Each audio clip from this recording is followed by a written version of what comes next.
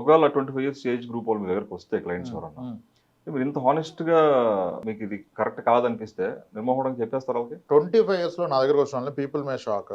Mutual fund లో invest చేస్తున్నా sir అంటే ఆపేసి అని చెప్పిన. డీసెంట్ సాలరీ ఉంది, 25 years లోనే 14 lakhs ప్యాకేజ్ లో జాయిన్ అయిపోయాడు, బాగా చేస్తున్నాడు. కానీ ఫ్యామిలీ బ్యాక్గ్రౌండ్ చాలా పూర్ ఉంది, పేరెంట్స్ కూడా ప్రాపర్ ఇల్లు లేదు. ఈయనంటే నేను మ్యూచువల్ ఫండ్స్ పెడతా అంటాడు. 3 ఏళ్ళలో పెళ్లి చేసుకోవాలి కదా, రైట్ ఏజ్ 26, 27.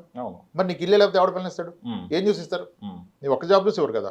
టోల్డ్ ఆయన గ్రో అవుతాడు, స్కిల్ ఉంది కదా, అంత పూర్ బ్యాక్గ్రౌండ్ నుంచి వచ్చి అంత ప్యాకేజ్ క్రాక్ చేస్తే will definitely grow in career కదా. I told him you go for a home loan, first ఇల్లు కొనుక్కో, మీ పేరెంట్స్ అప్గ్రేడ్ చేయి, వాళ్ళ డ్రెస్సింగ్ కానీ కాస్త మినిమం గోల్డ్, కాస్త అక్కడ ఇల్లు రెనోవేషన్ అది కొని, ఒక కార్ కొనుక్కొని పర్సనల్ గా అప్గ్రేడ్ చేసుకొని తర్వాత ఇన్వెస్ట్ చేద్దాం. అది ఇంపార్టెంట్ గా. దాన్ని బట్టి కదా నీకు కంపాటబిలిటీ మ్యాచ్ చూస్తారు. నీకు ఎంత ఉన్నా నేను మ్యూచువల్ ఫండ్ లో 50 లక్షలు ఉంది, అప్పుడు ఇల్లు చేస్తే 25 లక్షలు నాకు అమ్మాయిని కావంటి ఇస్తారా? ఇల్లు మాత్రం శుభ్రంగా పెట్టుకో, ఒళ్ళు శుభ్రంగా పెట్టుకో, డబ్బులు మాత్రం ఉపయోగం చేసి ఇస్తారా? అందుకే ఇది, అందుకే పర్సనల్ ఫైనాన్స్.